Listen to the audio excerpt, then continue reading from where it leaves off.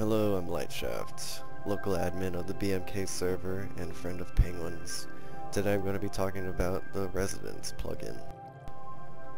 So keeping it simple, what you basically want to do is you want to circulate, cut off, box in the general area that you're going to be building on. So you're going to want it to encompass the roof and the floor and everything. For this, since I don't have a roof really on this, I'm just going to keep it simple. Make sure you left click to start.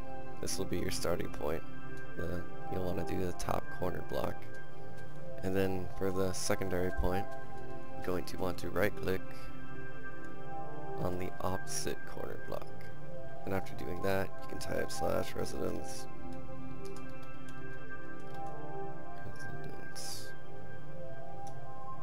Create.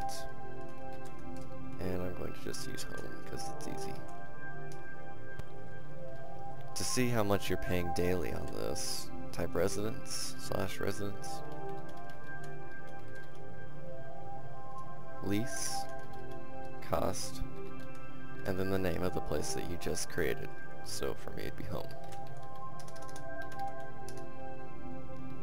So for every real life day I'm paying 21 Durka dollars on this house. Not bad. As they get bigger, the prices go up, and it kind of increases exponentially if you keep moving the block out slightly each time. So be sure that you are going to be able to afford all of this, Penguin. Next, remember that when you claim the land, you are actually claiming these blocks.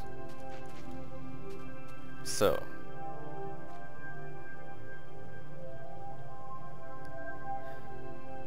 what that means is you have only claimed the inside block. The outside blocks are free for all, meaning that people can come up and take your torches.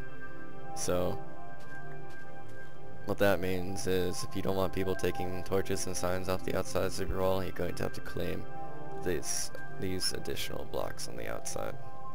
Otherwise people will just come up all day and take your torches, and if they're jerks or something.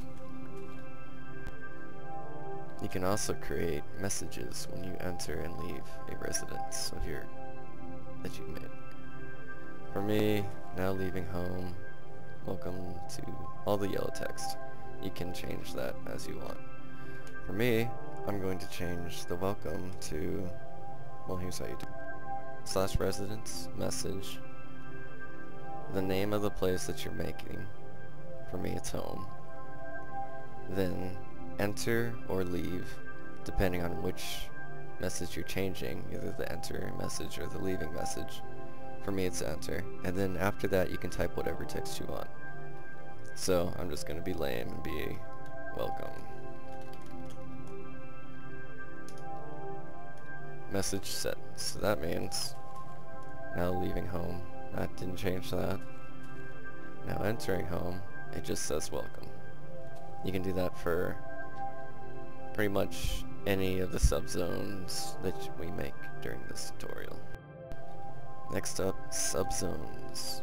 Subzones are pretty easy. You just do like you're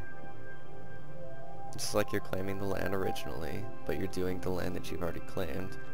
So I'm going to do up this top corner and then bottom corner. Make sure that you're right and left clicking, because that'll seriously mess you up if you're not. And then you type /residence, subzone, the name of your current building, and then the name of the subzone that you're making. So this is just going to be room. Alright, we have created the subzone room. So now, we go in here. Hey, welcome to homeroom. Doesn't that remind you of high school? Alright. You can also change the name of that, which is next. The way that you change the name of a subzone right now would be you do the name of the original building that you selected at the start that you claimed, and then you do the name of the subzone. So it's /residence, subzone, home, room, and then the new name that you want to call it. So we'll call it spare room.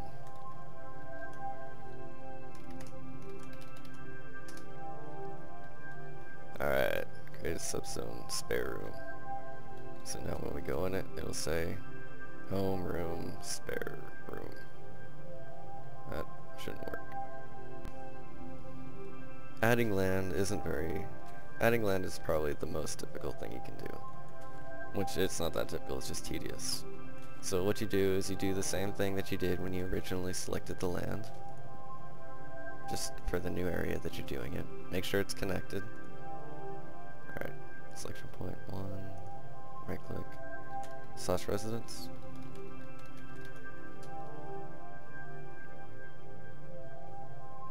Area, add, home. And then you have to type out those codes that it gave you. You want to make sure that those are in parentheses, and then enter. Alright, now we added an extra area to our house. So you can tell because it says you're leaving now after you leave this block.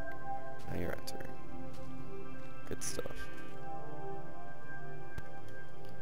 To see how much you're now costing yourself per day, just do / residence,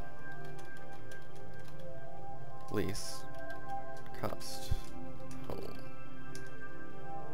Now it's 28, so it's like 6 more for this area. Not bad. And you can continue increasing it as you want. Just doing the same process. So we have the main zone, we have our subzone, and we have also increased the size of our house. With this extra room, we're going to rent out a room. For me, I'm going to rent out the spare room. That makes sense, right? So, / residence, market, rentable, home, room, spare room.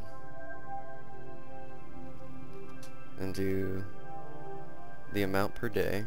So we're going to charge 20 a day. The amount of days that 20 is going to be over. So it could be 20 for 1 day, 20 for 2 days. So we're just going to set it 1 day because I like money. And then you can put T or F. What this does, it automatically renews their rent if they don't let go of it. Or it will... T is it automatically renews. F is it won't renew, and they have to automatically renew it themselves. So we're going to do T because that's easy. Alright, we have rented out room, home room, spare room. I don't know why it's saying that, but that's how it works. Alright, / residence, market, release, and then home, room, spare room. Alright, and there you go. Now you made your spare room unrentable. To remove a subzone, just type / residence, remove, and then you gotta do home, and then the subzone's name.